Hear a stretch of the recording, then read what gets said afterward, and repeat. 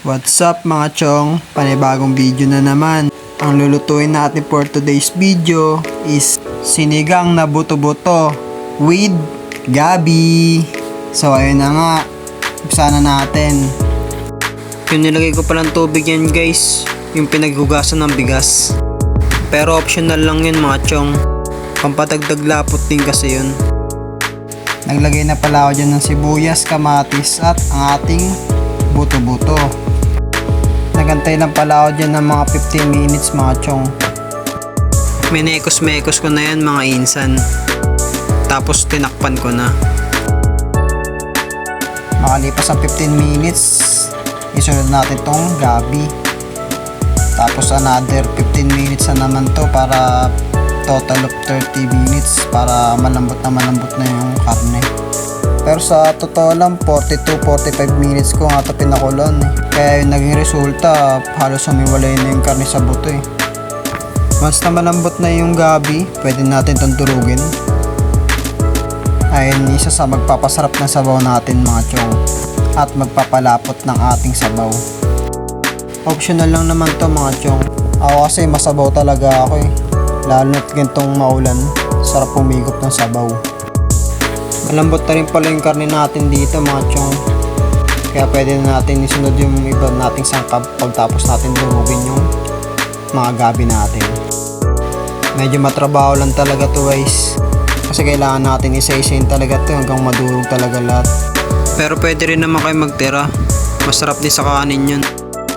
Pero ako dinudurog ko talaga lahat para sumama sa sabaw. Masarap kasi sa sabaw yan guys. Tapos sama mo pa ng pinagugasan ng bigas. Sobrang lapot niyan pag naluto guys. Once na madurog na yung gabi guys, pwede nyo na ilagay itong sinigang sa gabi natin. Pwede rin naman yung sinigang na original guys. Choice nyo naman yun. Naglagay na pala ako ng paminta dyan mga chong. 3 tibag nga pala na paminta nilagay ko dyan. Tapos patis, pambalanse ng lasa. 2 santok nga pala nilagay ko dyan mga chong. Saluhaluin nyo lang. Ayun, malapot na yung sabaw natin. Tapos pwede nyo nang takpan.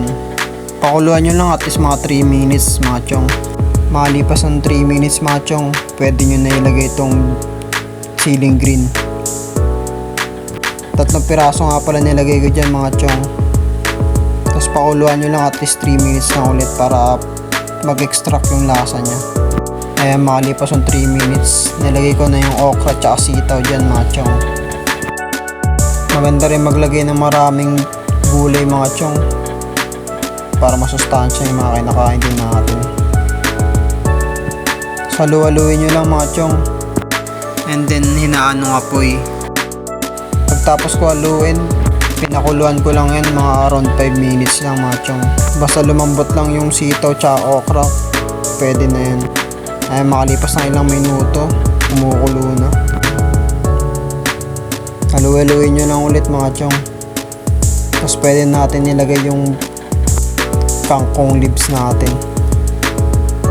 Pwede rin kayo maglagay ng talong dito guys. Dagdag nutrition din yun. Mahilig din talaga ako sa gulay mga chong. Pwede na ulit kayo maglagay ng patis dito mga chong, pambalanse ng lasa. Pwede rin kayo gumamit ng asin mga chong. Tapos haluhaluin nyo lang. Sa paglagay ng patis tsaka asin mga chong, depende sa panlasa nyo yan ha. Ako kasi tansya-tansya lang ginawa ko dyan.